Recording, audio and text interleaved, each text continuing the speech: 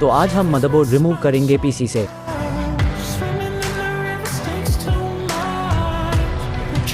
सबसे पहले हम सारे केबल्स को निकाल देंगे।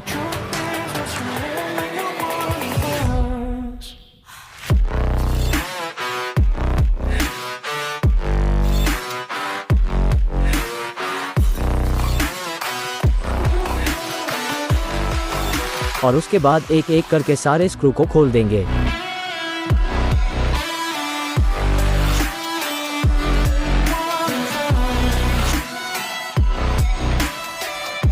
फिर हम मदरबोर्ड को पीसी से अलग कर देंगे।